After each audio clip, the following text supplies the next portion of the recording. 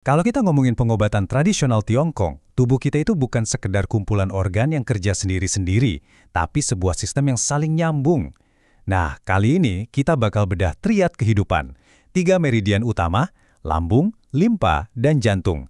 Dan kita akan lihat gimana ketiganya kerja bareng buat menciptakan dan menyebarkan energi vital kita. Coba lihat peta ini. Ini yang disebut triad kehidupan, sebuah alur kerja yang luar biasa di dalam tubuh kita. Kita akan ikuti perjalanan energi ini, mulai dari lambung sebagai penerima, limpa sebagai pengolah, sampai ke jantung yang jadi distributornya. Kalau kita paham alur ini jadi kunci buat ngerti akar dari banyak banget masalah kesehatan modern. Oke, perjalanan kita mulai dari meridian lambung. Anggap aja ini semacam pintu gerbang utama tubuh kita. Dialah yang menerima dan mulai memecah semua energi dan nutrisi yang kita butuhin buat hidup. Seperti yang bisa kita lihat di gambar kiri, jalur meridian lambung ini panjang banget. Dari wajah, turun ke dada, perut, sampai ke jari kaki. Tapi, fungsi utamanya simple, membusukkan dan mematangkan makanan. Kedengarannya emang agak aneh ya, tapi artinya lambung itu mengubah makanan jadi semacam sup nutrisi mentah. Inilah yang jadi sumber ki postnatal, energi yang kita dapetin dari makanan setelah kita lahir.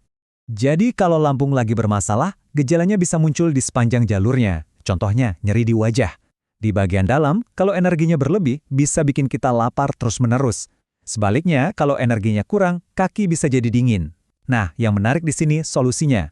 Titik akupunktur ST36 misalnya, itu titik master buat nguatin energi seluruh tubuh. Sementara, titik ST44 itu ampuh banget buat mendinginkan panas berlebih, kayak pas lagi sakit gigi. Dan ceritanya nggak berhenti di jalur utama aja. Lambung juga punya jaringan sekunder yang lebih dalam. Ada cabang yang nyambung langsung ke jantung. Nah, ini yang ngejelasin banget kenapa kalau kita stres, pencernaan jadi ikutan kacau kan? Ada juga jaringan tendon yang melindungi area luar seperti wajah dan kaki. Ini nunjukin kalau pengaruh lambung itu jauh lebih luas dari yang kita kira. Oke, setelah lambung selesai dengan tugas awalnya, subnutrisi tadi dioper ke limpa. Sekarang kita masuk ke bagian kedua. Kita lihat gimana si limpa, sang pengolah ini, mengubah bahan mentah tadi jadi energi dan darah yang siap pakai buat tubuh kita. Meridian limpa ini jalurnya naik dari ibu jari kaki, menyusuri sisi dalam tungkai sampai ke dada.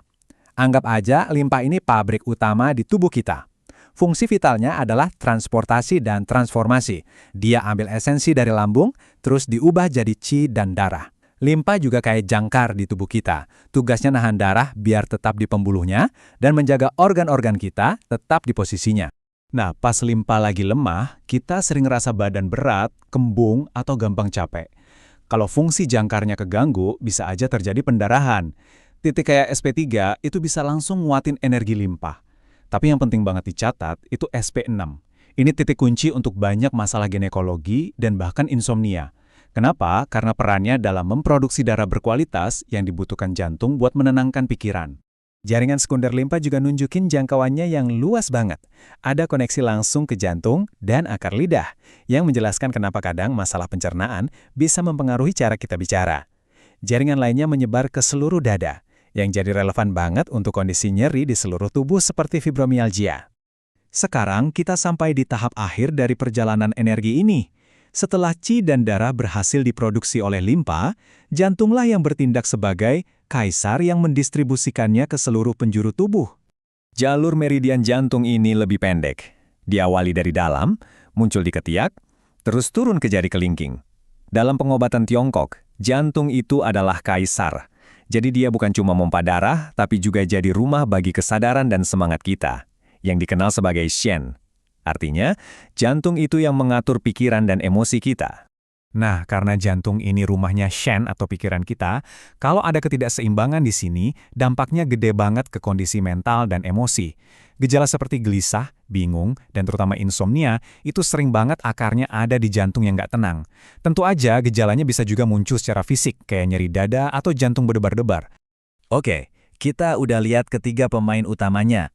Sekarang, yuk kita sambungin semua titik ini dan pahami kenapa triad kehidupan ini jadi konsep yang kuat banget secara klinis. Ini dia intinya. Ketiga organ ini itu bekerja dalam satu rantai produksi. Kalau ada gangguan di satu bagian, sudah pasti bagian lainnya bakal kena imbas. Contoh klinis yang paling umum, limpa yang lemah nggak bisa menghasilkan darah yang cukup.